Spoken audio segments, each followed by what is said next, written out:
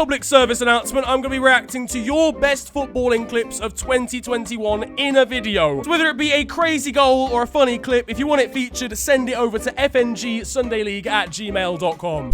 Now, there's many ways to start an argument. Logging on to twitter.com at any point during any day. Remarking on how much a man looks like his mum that sat next to him only for it to be his girlfriend. Or naming your best team of a Premier League season. You know what?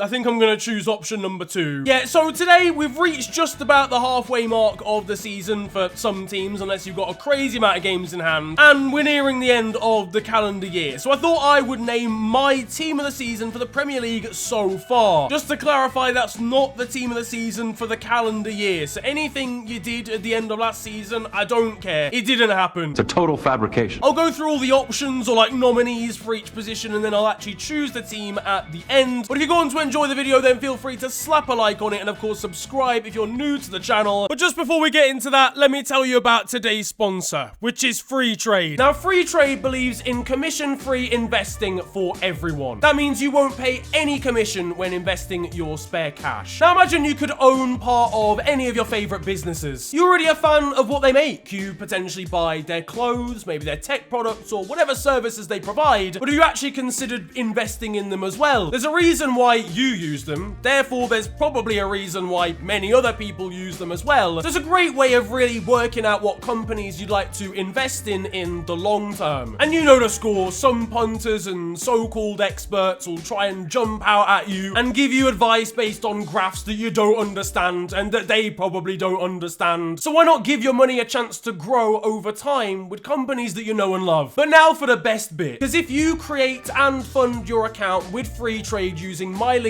down in the description, and you can also see it on the screen, you'll get a free share worth between £3 and £200. That could be anything from Rightmove to Apple. As I said, you'll need to follow my link down in the description below, create your account and fund that account. But yeah, you can just follow the instructions from the link. Now remember, when you invest, your capital is at risk. The value of your portfolio can go up as well as down, and you may get back less than what you put in. This is not financial advice. You should always do your own research on investments that are right for you before investing, or of course you can seek the advice of a professional. Now let's just not dick about, let's not argue in the background. I hear you, I haven't even started the players. Let's get into the goalkeepers. First of all, the obvious option, we've got Edouard Mendy. He's been easily the most consistent goalkeeper for the calendar year in the Premier League, apart from that game against West Ham, which was pretty bad, but he's also kept 8 clean sheets this season so far, and he's made some unreal saves as well, like the one against Brentford earlier on in the league. A slightly left field one is Jose Sarr over at Wolves. Now hear me out on this one, okay, because I know you've raised eyebrows, unless you're a Wolves fan, and then you probably know. Jose Sarr, obviously a new addition at the start of the season to replace the outgoing Rui Patricio, and this guy, like secretly,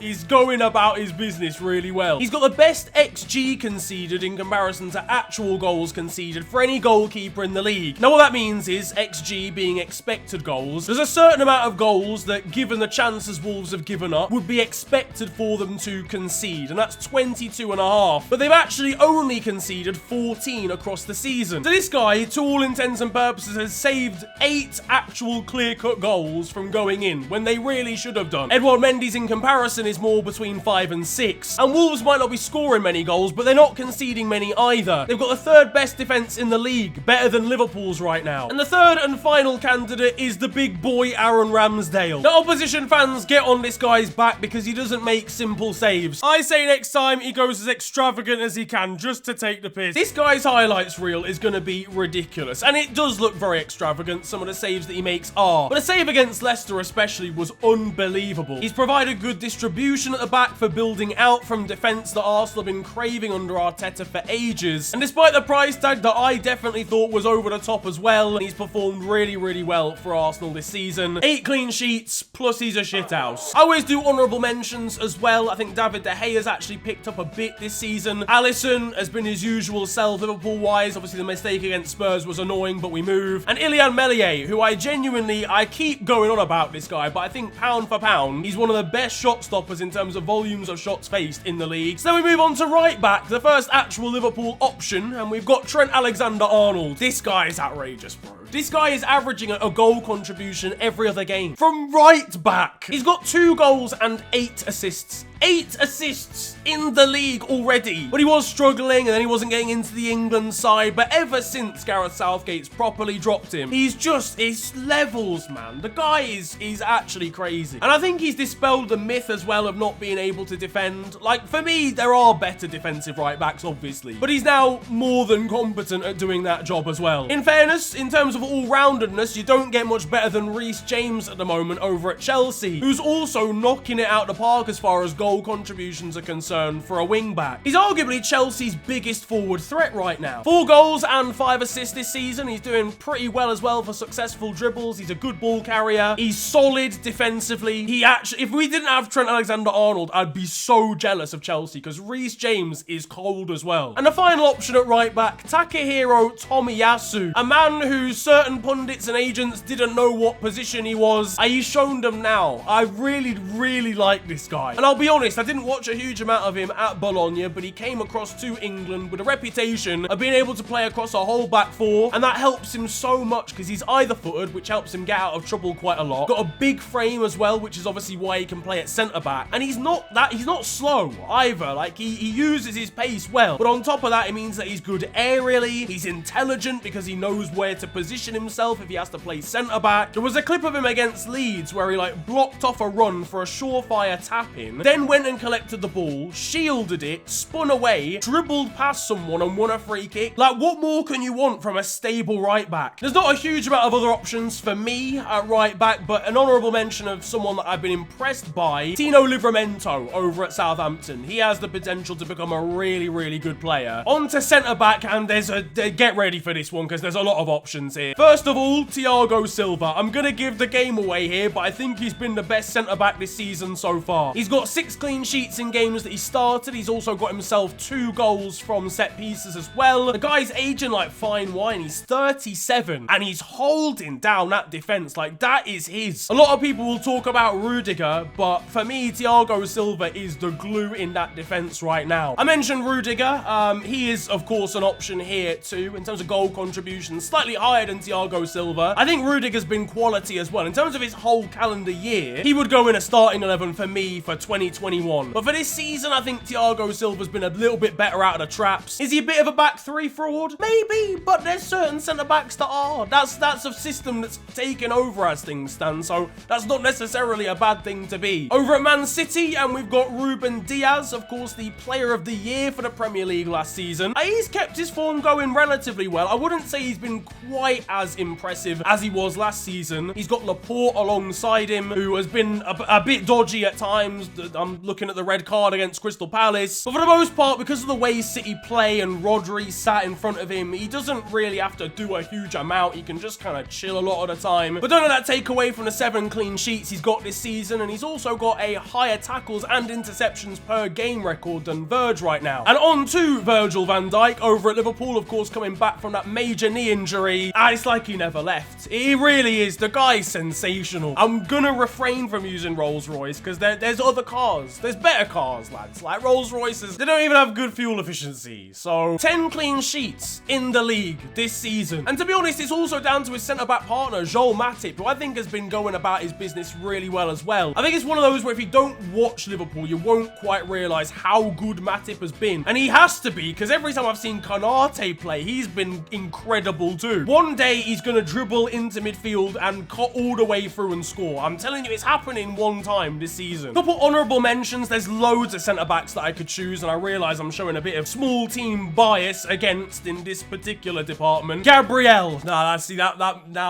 people are going to think I'm calling Arsenal a sports. I don't mean like that. Gabriel's actually been really impressive. Him and Ben White, there's still improvements to be made. They're still relatively young and kind of inexperienced at big clubs, but they could be the future of Arsenal as a centre-back partnership if they do improve a bit more. Max Kilman at Wolves, again, like Jose Sarr, has been involved in a great defensive record for them. And he's injured at the moment, but Kurt Zuma was looking great before that time on the sidelines. At left back now, I don't know whether like good left backs have just passed me by this season, but a big one, I think it's got to be João Cancelo. And the guy's not even a left back. Again, kind of either footed. You could play this guy anywhere. Like if City ever had a centre mid crisis, they could play João Cancelo there. Scored a banger against Newcastle. He's got 10 clean sheets, 4 assists, 1.2 key passes a game. That's good again for a fullback. On to DMs now, and we stick with the Man City vibe.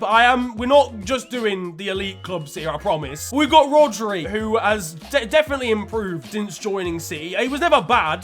Don't get it twisted. He was never bad. But this season, I'm looking at him and going, you're dictating the tempo. You're making life so easy for the centre-backs that are sat behind you. And he has a foot like a traction engine. I don't know what's going on. 7.36 average rating on SofaScore for a DM is wild as well. Declan Rice has to get a mention at the very least here. West Ham's captain, leading them to Champions League spots at the moment. Obviously finished 6th in the league last year. Came out of sick form at the Euros. He's an even better ball carrier now as well for me. He's just super consistent. He's got 3 assists from deep. And you know what? Christian Norgard. I've got you, Brentford fans, all right? Listen right here. For a start, he's made the most tackles of anyone in the league, which can be a bit misleading because if you're having to do a lot of defending, you're going to make a lot of tackles. But there's a couple of other graphs that he's like towards the top of for anyone in Europe. Honourable mention, slightly different style of deeper midfielder, but Ruben Neves, I think, has been really good for Wolves. On to centre mid, it's getting crowded once again. We start off with Crystal Palace's own Le Cobham loanee, Conor Gallagher. I actually feel sorry for Palace fans because you've got to let this guy go at the end of the season. That's Pete. But enjoy him while you have him because this guy is on stupid form. 6 goals and 3 assists this season from midfield. That Everton performance was nuts. He was great, obviously, against Man City as well. And he's a bit better defensively than I think people give him credit for as well. His actual defensive numbers per 90 are quality as well. Mason Mount might have to be looking over his shoulder when Connor arrives back at Chelsea in the summer, but he's having a great season too. His form goals-wise, I think he scored in his last like 4 league games or something, but 7 goals overall, 4 assists as well for the season. Kevin De Bruyne is an interesting one because if you watch him, like he's passing the eye test right now. I mean, he always does. But if you look at him statistically, he's actually having a bit of a stinker. Like, what do we think of De Bruyne for? Creativity. Well, he hasn't got an assist this season. 23 key passes and 5 big chances created. I mean, I don't know how you even create 5 big chances and not a single one of them goes in. He's been unlucky, but he's at least been contributing to goals still. I mean, I know they were playing against their under-12s, but that performance against Leeds was disgusting. And alongside him in central midfield for a lot of this season has been Bernardo Silva, who was just discovered. I mean, he was always capable of playing at centre mid, but has discovered all manner of forms since moving away from the wing. I feel like he's actually found his place now in this side. Like, he's looked around him and gone, you know what? Man, I could stay here. I've got a seat on this bus and I don't have to keep getting up for elderly people who want to sit down instead. And he's a big game player. Like, hats off to the guy. He was unbelievable when he played Liverpool earlier in the season. Bossed Chelsea about in the 2-0 victory there. 7 goals, 5 big chances created. I reckon he's top 3 players in the league right now. Quite a few honourable mentions here. I'm just going to rattle through them. Ilkay Gundogan as well, again, at Man City. There's a lot of Man City options, but they are really good, guys. You've got to bear with me. Really been a fan of Yuri Tielemans, again, as per usual. Naby Keita was really unfortunate to get his injury against Manchester United because in that game and in the 6 or 7 games before that had been so standout for Liverpool. John McGinn at Aston Villa has had a good season. Apparently, it's down to his meteoric behind, but... And Mateo Kovacic over at Chelsea as well, I think sometimes slips under the radar. On to the wingers. We'll start on the right-hand side, and I'm not gonna lie, this is gonna be pretty easy as well. Mohamed Salah. He's not bad. 15 goals and 9 assists in the league already in what, 16 games? It doesn't even make sense. The guy's inevitable. He also matched Jamie Vardy's record of a goal contribution in every game for 15 games straight recently. He's a fantasy football manager's dream, and the goals that he's scoring are nuts. He just is the best player in the world right now. I'm sorry, but he actually is. Lewandowski second. I don't even know who's third. I don't care who's third. Rafinha over at Leeds. What a season he's having in a bit of a shit show show over there. 8 goals. I think the guy scored like 35% of their overall goals tally in the league. He's a beautiful player, man. Not like that. I mean, well, if that's what you're on. But cutting in from the right onto his left foot, I really, really like him. He was an astute bit of business coming over from France last season. 4 big chances created, 1.8 key passes a game, so he's their creative source as well. I mean, the guy's got them on his back at the moment. Young Philip Foden from Man City's also having another class campaign. 4 goals, 3 assists, 6 big chances created, and some silver hair. All in all, top quality work. I want to give some honourable mentions here as well to Bukayo Saka and Jared Bowen, who I think started a tiny bit slowly at the start of the season. Benrahma was getting more of the plaudits, but right now, I think he's top 2 of West Ham's best players in the squad at the moment. On to the left-hand side, and we start with Heung-min Son over at Spurs, who for the calendar year has been so consistent. I think he was a little bit better in the second half of the last campaign, to be honest, than he has been in the first half of this one, but he's still putting up decent numbers. And when I say decent, like 7 goals, I think that makes him the 4th or 5th highest goal scorer in the Golden Boot race right now. And on top of that, it's from less matches. Spurs have played like 4 games less than some of the other clubs in the league. Next up, Emile Smith-Rowe on the other side of North London comes in with the exact same goal scoring record, actually. I didn't realise Emile Smith-Rowe had scored 7 goals. That took me by surprise a little bit. He's the superior short-socked individual. Riyad Mahrez next, who I've realised I put on the wrong side of the wing, but I'm just rolling with it at this point. He was the bit part guy that would turn up and slap 3 against Brighton for no reason and then jump back on the bench for 5 games. But he's back and better than ever right now. 4 goals and 3 assists at the moment. Honourable mentions for this segment, Damari Gray from Everton, who I think has been a victim of the rest of the side being awful at times. When he has performed well, he's been really, really good. And Said Benrahma, who I mentioned a moment ago as well. And finally, moving on to strikers, we start with Leicester's very own Jamie Vardy, who's another player that caught me completely off guard. I had no idea Jamie Vardy had scored 9 goals this season. But yeah, he's had a good campaign when you look at it statistically, though I would say in terms of actual output, he has dropped off a little bit since the start of November. Another player who started off really strongly, like, I mean, even more so in this case, but then dropped off a lot more recently is Mikel Antonio. 6 goals and 4 assists. He's a chronic hard worker, but again, he's dropped off a lot since the start of November, performance-wise and in terms of goals too. If I'm West Ham, not because Antonio's bad, but just generally speaking, I'd go and get a striker alternative in January. Look, Yarmolenko is a lovely man, but he's not the man to bring off the bench if you need something different in a game from your attacking option. Emmanuel Dennis has been hiding this whole time over at Watford. I'm sure you knew I was going to mention him. I mean, what a first season in the Premier League this guy is having. He can't stop scoring. 7 goals and 5 assists. That's ridiculous. 12 goal contributions at Watford is wild. And Watford are good going forward. He's got a nice little partnership going with Josh King. But he is performing well, and he's scoring against good sides as well. He scored a brace against United. He scored against Chelsea. And the final striking option here we've got is, of course, Diogo Jota, the 2nd highest man in terms of goals scored in the league. Of course, playing alongside Mo Salah. He's the only other man with double figures at the moment on 10 for the season. 5 big chances created, a solid amount of goals, obviously, as well. He's outright just replaced Bobby Firmino at the false 9 role. The only thing for me is that he's missed 9 big chances this season. So now on to the team. I've waffled for long enough. I can already tell I've waffled for ages. Let's just get into this, all right? So I've given you all the options. In goal, Jose Sarr from Wolves. I'm not here to play around. We're getting football factos. Jose Sarr's record. I don't, like, people are gonna overlook that random stat that I told you at the start. This is just in goal. Like, this is not defenders saving you at any point. This is purely the shots that you are facing. You are dealing with them better than expected. And he's the best in the league for that. At right back, this is a kind of tricky one, or it would be if Trent Alexander-Arnold wasn't just doing unprecedented things for Liverpool. Reece James can feel hard done by here, and he would be chosen if it wasn't for Trent. A goal contribution every other game from right back is ridiculous, and he's been performing well defensively. First centre back we've got is Thiago Silva. I kind of gave the game away there earlier on. I think in that Chelsea side, he's just a corporal.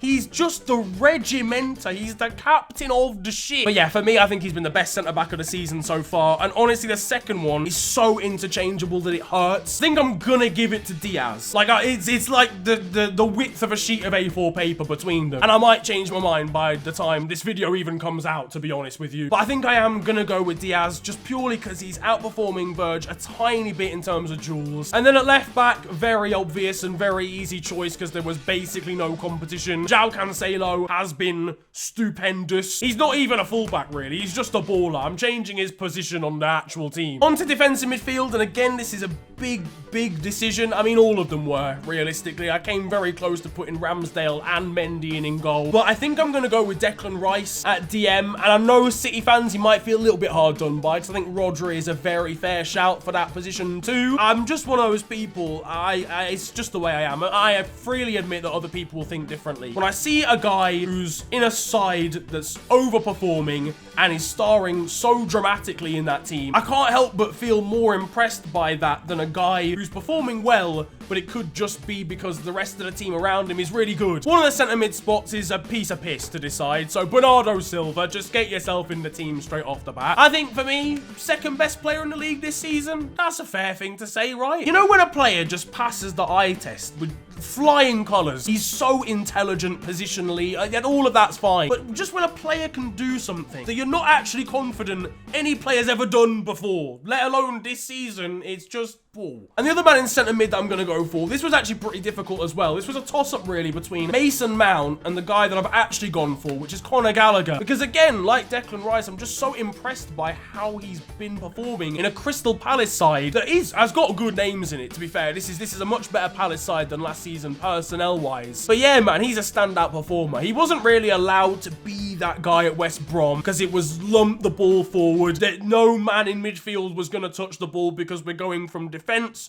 to attack. So he wasn't really allowed to shine. Even then at West Brom, he looked all right. But this Palace side that's allowed to play to his strengths. Again, Mason Mount, I'm sorry, you have had a superb season as well, though. And that leaves us with the front line. Let's again get an obvious one out of the way first. Mo Salah is settled and locked down on the right-hand side. On the left-hand side, and people are not going to be... No, they're not going to be happy with me about this one because I'm going to break the rules. And I know, I'm sorry. Diogo Jota has not really... I mean, I think he's played on the left-hand side a couple of times when Mane's been out. But it's not been his predominant position. He's been playing in the false nine role. But I'm going to put Jota on the left-hand side because he can play there. And I know people are going to hate me for this. But I'm going to do it anyway. Sue me! I think if I wasn't going to break the rules, what I would do is put Jota in the striking role and put Son on the left. And that would be the easier thing to do. But I'm here to break the rules, okay? This is my show. Alright? And the reason I've done this is because I think this man fully deserves to be here, and it's Emmanuel Dennis. Like, the guy is playing in his first campaign, and I'm not going to pretend I've watched every Watford game, but I know Watford fans, and I've watched a decent selection of Watford games, and in them,